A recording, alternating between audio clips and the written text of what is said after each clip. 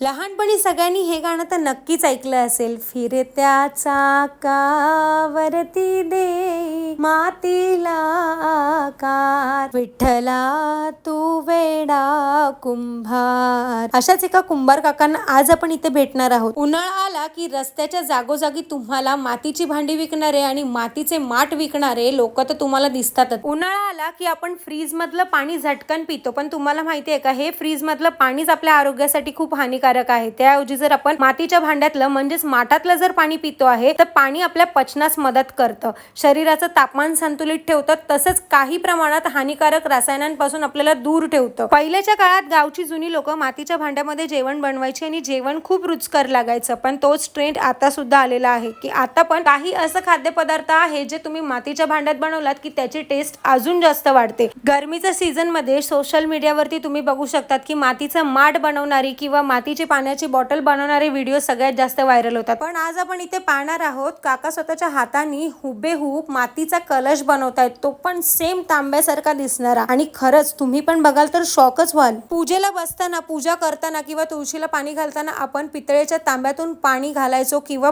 कलश मांडायचो, पण आता तुम्ही इथे मातीचा कलश वापरू शकतात, तो पण इतका सुंदर. इथे हळूहळू काका आकार देत आहेत मातीला आणि इथे तयार झालेला आहे आपला तांब्या. त्याला डिझाईन एवढी सुंदर आलेली आहे ना की मी बघताच अक्षरशः प्रेमात पडले या तांब्याच्या. एवढा सुबक कलश जर तुम्हाला मिळाला तर हा कलश इतका सुंदर दिसतोय ना, काकांनी एवढ्या मेहनतीने बनवलाय आणि त्यानंतर हा कलश सुकवण्यासाठी उन्हात ठेवला जाणार आहे. बघू शकता तुम्ही किती छान दिसत आहे हा कलश. सध्या सोशल मीडियावरती प्रसिद्ध असलेल्या ब्लॅक कोटिंगच्या भांड्यातलं जेवण आपल्या आरोग्यासाठी खूप हानिकारक आहे. त्यामुळे तुम्ही मातीच्या भांड्यात किंवा स्टीलच्या भांड्यामध्ये जेवण नक्की बनवा. मग वाट कसली बघताय? एवढ्या कडाक्याच्या गरमीमध्ये आत्म्याला जर थंडावा हवा असेल तर लवकरात लवकर मार्केटमध्ये जा आणि मातीचा माठ घरी घेऊन या. लहानपणी सगळ्यांनी हे गाणं तर नक्कीच ऐकलं असेल. फिरत्या चाकावरती दे मातीला आकार, विठ्ठला तू वेडा कुंभार. अशाच एका कुंभार काकांना आज आपण इथे भेटणार आहोत. उन्हाळा आला की रस्त्याच्या जागोजागी तुम्हाला मातीची भांडी विकणारे आणि मातीचे माठ विकणारे लोक तर तुम्हाला दिसतातच. उन्हाळा आला की आपण फ्रीज मधलं पाणी झटकन पितो, पण तुम्हाला माहितीये का, हे फ्रीज मधलं पाणीच आपल्या आरोग्यासाठी खूप हानिकारक आहे. त्याऐवजी जर आपण मातीच्या भांड्यातलं म्हणजेच माठातलं जर पाणी पितो आहे तर पाणी आपल्या पचनास मदत करतं,